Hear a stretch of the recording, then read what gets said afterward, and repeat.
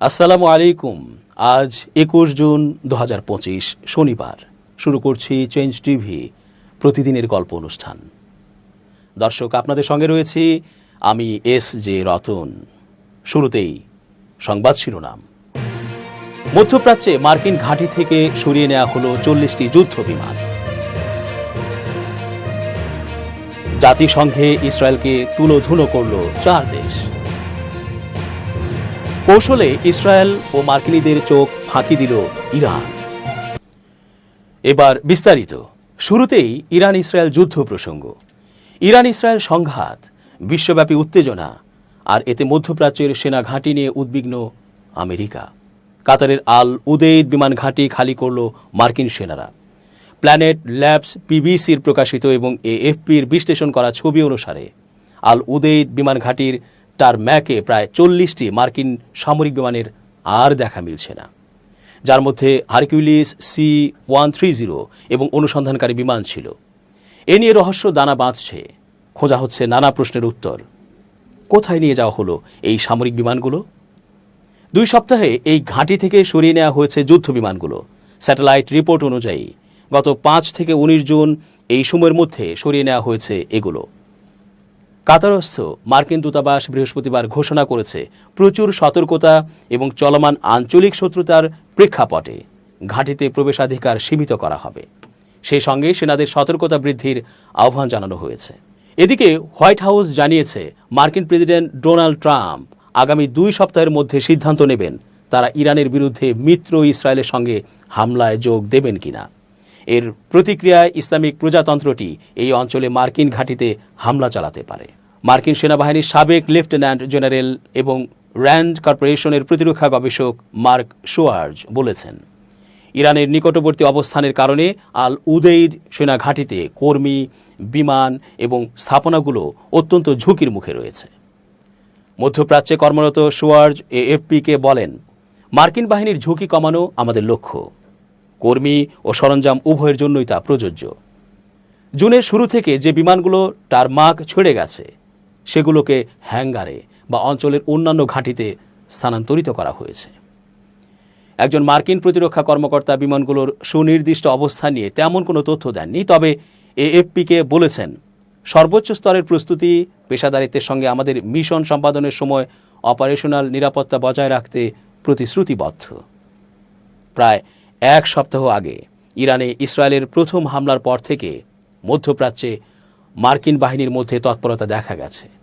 Open source data tracking বিমানের অবস্থান দেখে এএফপি বিশ্লেষণ করেছে 15 থেকে 18 জনের মধ্যে কমপক্ষে 27টি KC-46A পেগাসাস ও KC-135 স্ট্র্যাটোট্যাঙ্কার সামরিক বিমান যুক্তরাষ্ট্র থেকে ইউরোপে উড়ে গেছে।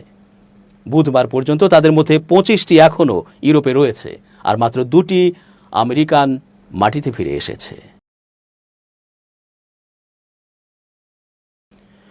জাতিসংঘে ইসরায়েলকে কার্যত তুলোধুনো করেছে পাকিস্তান, চীন, রাশিয়া ও আলজেরিয়া।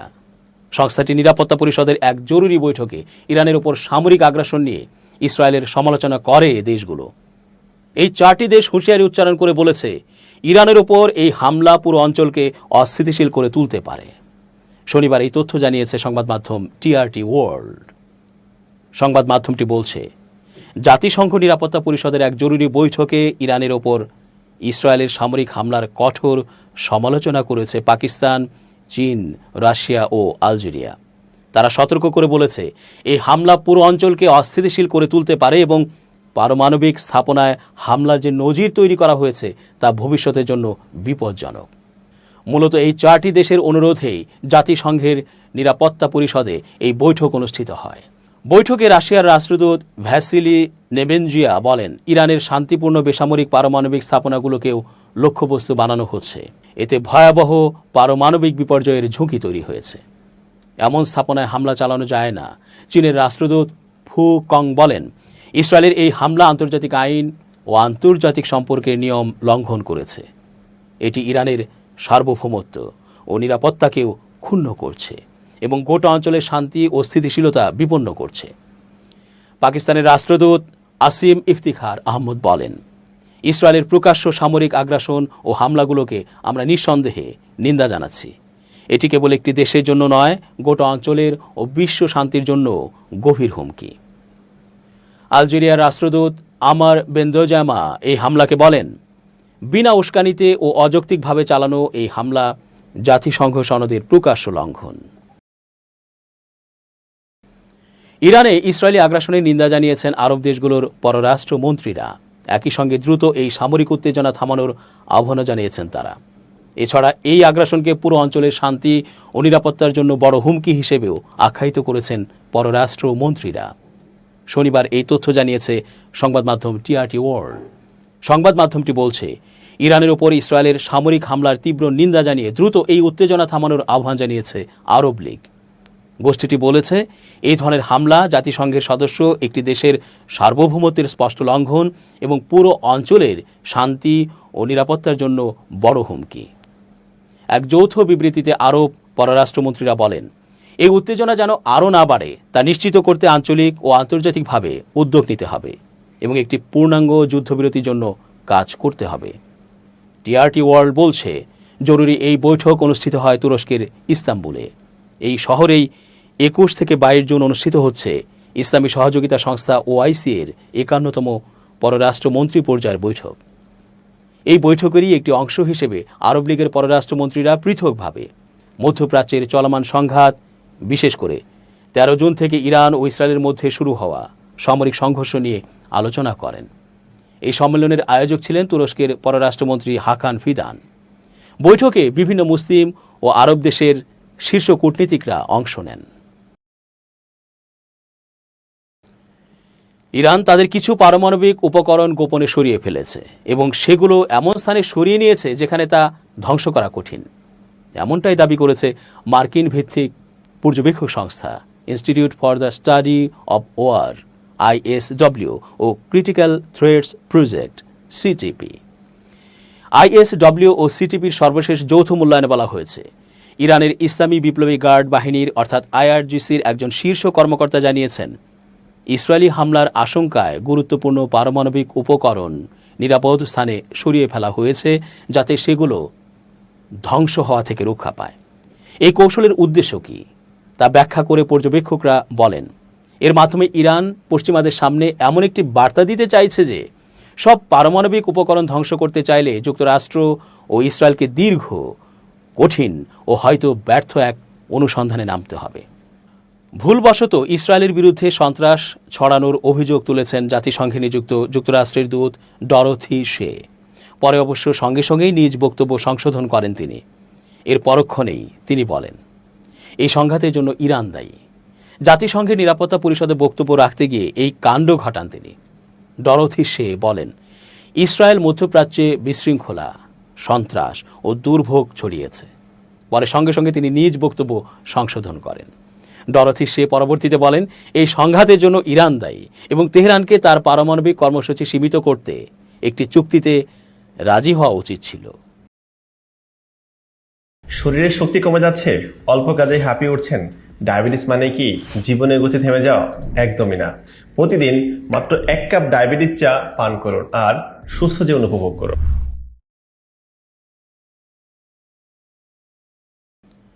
ইসরায়েলের বেন গুরিয়ন বিমানবন্দর ও সামরিক দপ্তর লক্ষ্য করে ক্ষেপণাস্ত্র ছুঁড়েছে ইরান। শনিবার সকালে ইসলামিক বিপ্লবী গার্ড বাহিনী অর্থাৎ IRGC এই ঘোষণা দিয়েছে। IRGC এক বিবৃতিতে বলেছে, তারা বেন গুরিয়ন বিমানবন্দর ও কিছু সামরিক সদর দপ্তরকে লক্ষ্য করে ইসরায়েল অধিকৃত ফিলিস্তিনের অঞ্চলের দিকে ক্ষেপণাস্ত্র নিক্ষেপ করেছে। শনিবার ভোরে IRGC ঘোষণা দিয়েছে, তারা ট্রু প্রমিস অপারেশন 3 এর 18তম পর্যায় শুরু করেছে। এতে শাহেদ 136 এর মতো অসংখ্য আত্মঘাতী এবং যুদ্ধ ড্রোন, পাশাপাশি নির্ভুল কঠিন জ্বালানি এবং তরল জ্বালানি ক্ষেপণাস্ত্র ব্যবহার করা হয়েছে। বিবৃতি অনুসারে IRGC বেন গুরিয়ন বিমানবন্দর এবং সামরিক অপারেশনাল লজিস্টিক সেন্টারগুলোতে পূর্ব নির্ধারিত লক্ষ্যবস্তুগুলো সফলভাবে ধ্বংস করেছে। সরকারের অত্যাধুনিক প্রতিরক্ষা ব্যবস্থা ইরানি ড্রোনগুলোকে বাধা দিতে ব্যর্থ হয়েছে। হামলার কারণে ইসরায়েলিরা আশ্রয় কেন্দ্রে পালিয়ে যেতে বাধ্য হয়েছে। ইসরায়েলি সংবাদ মাধ্যম জানিয়েছে, সর্বশেষ হামলায় 10টির মধ্যে 5টি ইরানি ক্ষেপণাস্ত্র তাদের লক্ষ্যবস্তুতে আঘাত করেছে। এর মধ্যে বন্দরনগরী হাইফাতে আঘাত হানা এক ক্ষেপণাস্ত্রে 3 জন আহত হয়েছেন বলেও স্বীকার করেছে ইসরায়েলের সেনাবাহিনী। এবার অন্যান্য খবর। একটি ত্রিপক্ষীয় প্ল্যাটফর্ম গঠনে সম্মত হয়েছে বাংলাদেশ, চীন, পাকিস্তান। আর এই প্ল্যাটফর্মটি অর্থনৈতিক উন্নয়ন এবং 3 দেশে জনগণের জীবনযাত্রার মান উন্নত করার লক্ষ্যে কাজ করবে বলে জানিয়েছে বেইজিং। আর এ নিয়ে একটি যৌথ ওয়ার্কিং গ্রুপ গঠন করা হবে। স্থানীয় সময় বৃহস্পতিবার চীনের ইউনান প্রদেশের কুনমিংয়ে চীন, বাংলাদেশ, পাকিস্তান ত্রিপক্ষীয় পররাষ্ট্রমন্ত্রী, পররাষ্ট্র সচিব পর্যায়ের ওই বৈঠকে এই প্ল্যাটফর্ম নিয়ে বিস্তারিত আলোচনা হয়েছে। শুক্রবার 20 জুন চীনের পররাষ্ট্র মন্ত্রণালয়ের ওয়েবসাইটে এ সংক্রান্ত তথ্য প্রকাশ করেছে। চীনের পররাষ্ট্র মন্ত্রণালয় জানায়, বৈঠকে চীনের পররাষ্ট্রমন্ত্রী সান ওয়েইডং, বাংলাদেশের ভারপ্রাপ্ত পররাষ্ট্র সচিব রুহুল আলম সিদ্দিক এবং পাকিস্তানের অতিরিক্ত পররাষ্ট্র সচিব ইমরান আহমেদ সিদ্দিকী উপস্থিত ছিলেন। বৈঠকে পাকিস্তানের পররাষ্ট্র সচিব আমনা বালুচ ভার্চুয়ালি যুক্ত ছিলেন। 3 পক্ষ চীন, পাকিস্তান, বাংলাদেশ ত্রিপক্ষীয় সহযোগিতা নিয়ে বিস্তারিত মতবিনিময় করেছে। 3 পক্ষ সুপ্রতিবেশী সুলভতা, সমতা ও পারস্পরিক বিশ্বাস, উন্মুক্ততা ও অন্তর্ভুক্তি, সাধারণ উন্নয়ন এবং উইন উইন সহযোগিতা নীতির ওপর ভিত্তি করে ত্রিপক্ষীয় সহযোগিতা এগিয়ে নিতে সম্মত হয়েছে। আর এই ত্রিপক্ষীয় সহযোগিতার লক্ষ্য অর্থনৈতিক উন্নয়ন এবং জনগণের জীবনযাত্রার মান উন্নত করা। 3 পক্ষ শিল্প, বাণিজ্য, মেরিটাইম অ্যাফেয়ার্স, জলসম্পদ, জলবায়ু পরিবর্তন, কৃষি, মানব সম্পদ, থিঙ্ক ট্যাঙ্ক, স্বাস্থ্য, শিক্ষা, সংস্কৃতি এবং যুব সমাজ সংক্রান্ত ক্ষেত্রগুলোতে পারস্পরিক সহযোগিতা অন্বেষণ এবং বাস্তবায়ন করা। বৈঠকে হওয়া সমঝোতার ভিত্তিতে 3 পক্ষ একটি যৌথ ওয়ার্কিং গ্রুপ গঠন করবে। 3 পক্ষ জোর দিয়ে বলেছে যে চীন, বাংলাদেশ, পাকিস্তান সহযোগিতার ক্ষেত্রে বহুপাক্ষিকতা এবং উন্মুক্ত আঞ্চলিকতা মেনে চলে, কোনো তৃতীয় পক্ষের উদ্দেশ্যে যার লক্ষ্য নয়। বিএনপির সিনিয়র যুগ্ম মহাসচিব অ্যাডভোকেট রুহুল কবির রিজভী বলেছেন, এদেশের মানুষ নির্ধারণ করবে তাদের শাসক কে হবে। তারাই ভোট দিয়ে নির্ধারণ করবে কোন দলকে তারা নির্বাচিত করবে। এজন্যই আমরা দীর্ঘ 16 বছর নিরবচ্ছিন্ন আন্দোলন সংগ্রাম করে গেছি। আমরা বুকে গুলি খেয়েছি, অত্যাচারিত হয়েছি, কিন্তু কেউ শেখ হাসিনার কাছে আত্মসমর্পণ করিনি। পাবনার চাটমোহরে শুক্রবার দুপুরে তিনি এসব কথা বলেন। তারেক রহমানের নির্দেশনায় আমরা বিএনপি পরিবারের পক্ষ থেকে পৌর শহরের আফরাতপাড়া মহল্লার প্রবীণ বিএনপি নেতা ও উপজেলা বিএনপির সাবেক সহসভাপতি আবু তাহের ওরফে তাহের ঠাকুরকে দেখতে সেখানে যান রুহুল কবির রিজভী। এ সময় আবু তাহেরের হাতে চিকিৎসার জন্য আর্থিক অনুদান তুলে দেন তিনি। রিজভী বলেন, আমরা গণতন্ত্রের পথে হাঁটছি, তবে গণতন্ত্রের বাস্তবায়ন বা গণতন্ত্রের সৌধ নির্মাণ এখনও সম্পন্ন হয়নি। এখনও বহু চক্রান্ত ও ষড়যন্ত্রের মধ্য দিয়ে আমাদের যেতে হচ্ছে। বিগত 16 বছর আমাদের চেয়ারপারসন দেশনেত্রী বেগম খালেদা জিয়ার ওপর ভয়াবহ নির্যাতন হয়েছে। তৃণমূল পর্যায়ের নেতাকর্মীদের অনেকেই গুমের শিকার হয়েছেন, কেউ মামলা থেকে রেহাই পায়নি। ভয়ঙ্কর এক ফ্যাসিবাদী শেখ হাসিনার দুঃশাসন থেকে গত বছর ছাত্র জনতার বিপ্লবের মধ্যে দিয়ে মুক্ত হয়েছি।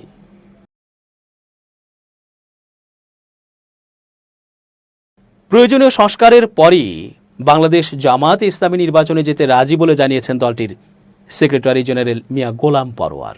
তিনি বলেন, স্থানীয় সরকার নির্বাচন, মানবতা বিরোধী অপরাধের বিচার ও প্রয়োজনীয় সংস্কার সম্পন্ন করে সরকার যখন নির্বাচন করতে পারবে, আমরা সেই নির্বাচনে যেতে রাজি আছি। শনিবার যশোরে এক অনুষ্ঠানে তিনি এসব কথা বলেন।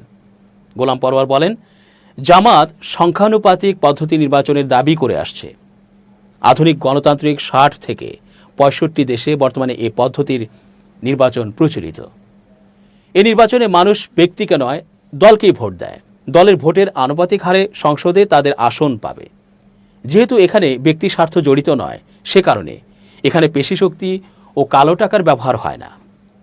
তিনি আরো বলেন, বক্তৃতার সময় আমরা বলবো, ব্যক্তির চেয়ে দল বড়, দলের চেয়ে দেশ বড়। কিন্তু কাজের সময় দেশের চেয়ে দল আর দলের চেয়ে ব্যক্তি বড়। এ মার্কা রাজনীতি করে দয়া করে কেউ দেশ জাতির ক্ষতি করবেন না। স্বাধীনতার 54 বছর পেরিয়ে এসেছি, অথচ আমাদের রাষ্ট্রীয় সমস্যাগুলো, গণতান্ত্রিক সুযোগগুলো, ভোটাধিকার এখনও সুনিশ্চিত করতে পারিনি। জামাতের শীর্ষস্থানীয় এই নেতা বলেন, আমরা অন্তর্বর্তী সরকারকে সহযোগিতা করতে চাই, কিন্তু জাতির কাছে তাদের যে কমিটমেন্ট সেটি রক্ষা করতে হবে। সরকারের শির দাঁড়া সোজা রাখতে হবে, নিরপেক্ষ থাকতে হবে।